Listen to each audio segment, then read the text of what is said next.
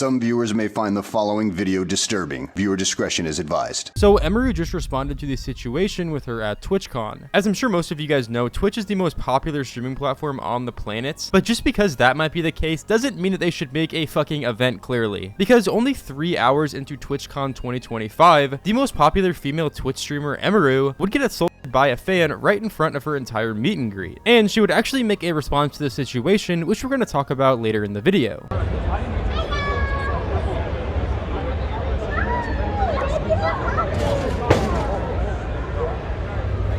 Now, Twitch has been on a downward spiral over the past few months, but this situation only makes it 10 times worse, especially considering that they were pledging safety during this event due to all the concerns about, parasocial fans assaulting streamers, which is crazy considering what literally just happened right as the event started, and overall just safety for all of the guests. People were also noticing that the guy literally pulled something out as he was walking away. We don't really know what that is. Most people are assuming that it was a pen, but that only brings up the possibility that this could have been something way more dangerous. The safety and security of all those attending TwitchCon is our highest priority. Yeah, fucking right. The behavior displayed by the individual in the incident yesterday involving a high-profile streamer was completely unacceptable and deeply upsetting. In line with existing TwitchCon security protocols, law enforcement and event security were on site and responded to the incident. We immediately blocked this individual from returning to the TwitchCon premises, and they are indefinitely banned from Twitch both online and in-person events. We are coordinating with the impacted creators team and, per our standard protocols, continue to cooperate with any law enforcement investigations. Yeah, fucking right. If they actually believed a word they were saying here, they would have had more security on people like Emiru in the first place. Everyone knows that streamers like her have insanely parasocial fans, like not even just fans at that point, just fucking stalkers. And it also baffles me how they didn't arrest this guy. How was he not arrested and just let walk away? That's incredibly dangerous and showed the lack of protection you did not give to your creators. I really do hope Emiru goes on to sue Twitch for this incident, because this is entirely their fault. And to be honest, Emiru should have never trusted the Twitch security. I'm obviously not putting the blame on her at all. Last year during TwitchCon, Emiru's security guard would get permanently banned from future events because a crazy fan was apparently going up to Emiru and he put his hands on the man until law enforcement came to arrest him. Now to me, that just sounds like a security guard doing his job, but I guess to Twitch, like, that was fucking harassment or something. I don't really know. She would even talk about it very recently on Jason's stream. I had a security guard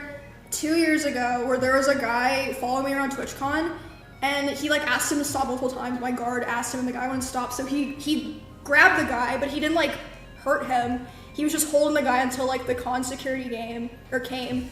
And then for some reason they're like, yeah, because your security guard touched him, he's perma-banned from the venue forever. But he didn't even hit him or anything. He just held him while they waited for the police to come. And what the fuck? And it was my favorite security guard. I can't have him at TwitchCon anymore. I mean, this just further shows how little TwitchCon actually cares about security and the safety of their streamers. I mean, Twitch can say whatever the fuck they want, but that doesn't mean that they actually mean it. We also got to keep in mind that Twitch literally has some of the most parasocial fan bases on the entire internet, and that's because you're interacting with viewers live. They get to talk to you and do all this stuff, and they feel like they actually know you more than any other platform. Therefore, in comparison to other conventions like VidCon, this stuff is a lot less normal, which just means that the security standards for TwitchCon has to be a lot higher than they currently are. I mean, if you're gonna do a convention for a live streaming site and do a meet and greet for someone like Emiru, you need to be aware of her fan base, and you need to be aware of what she needs, especially security-wise. Daddy Tectone would even talk about this too. Safety is your highest priority? You banned Emiru's security guard because he did his job 2 years ago. The fault of this rests solely on Twitch and Dan Clancy's head. I really do hope Emiru sues in this situation. You ban her favorite security guard, the person that's supposed to protect her in situations like this, and then she literally gets assaulted in front of hundreds of people. Anyways though, Emiru would finally go on to make a response just as I was editing this video, surprisingly, and this is what she had to say about the situation. Hello everyone, I'm okay, and thank you for all the kind messages. Sorry I cannot respond to them all. Yesterday, the man who assaulted me was allowed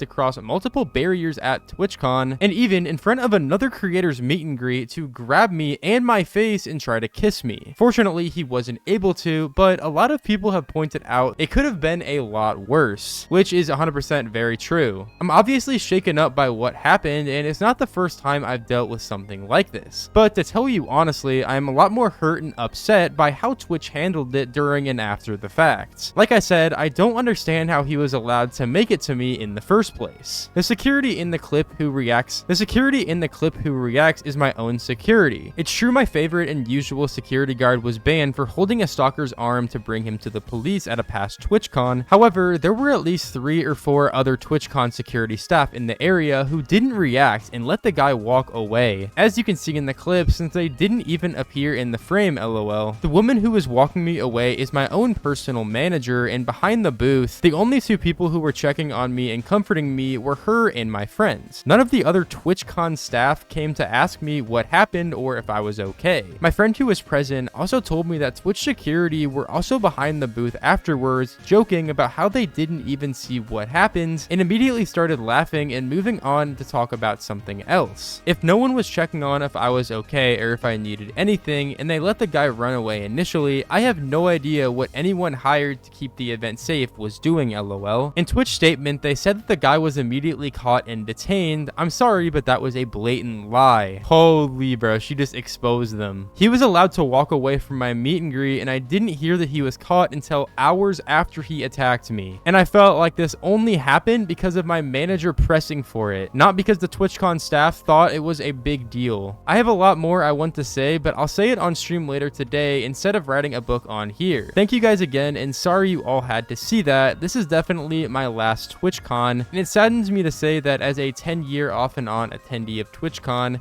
I think other creators should seriously consider not attending in the future. I did not feel cared for or protected, even bringing my own security and staff. I can't imagine how other creators without these options would feel. Stay safe, y'all. Everything is going to be okay. I really do honestly hope this is the final year of TwitchCon, because it seems like things are only going to continue to get worse. I mean, there are clips surfacing from today of TwitchCon security just letting people through, even though their wristbands weren't actually being scanned. Like, bro, that is so fucking dangerous. Assuming this is all true, imagine someone just made a fake wristband and then, you know, obviously it wouldn't scan, and then the guy was like, oh, you're good, just go through. Like, they could literally go in and do anything they want to anyone. Then it would be completely Twitch's fault. Like, there's no one else to blame. How are you gonna say that you increase security to make it a safe environment for everyone, and your security are allowing people to walk in even if the wristband doesn't scan? Anyways though, let me know your thoughts on this situation. I woke up in the middle of the night last night and saw this whole thing going on Twitter and just knew that I had to talk about it, because with the amount of people that have been talking down on TwitchCon and just saying how unsafe it is, I knew that something was bound to happen, but I just didn't think it was going to happen this quick. Like, it happened within 3 hours of the event starting. And genuinely, I think it's important to talk about Twitch as a platform, because they clearly don't care about the safety of their streamers or just their fans in general that go to the event. If they did, they would be more strict about enforcing the rules to their security and things like that, and not let these things happen at all. But anyways, appreciate you all so much for watching. Like, subscribe, and I'll see you guys in the next one.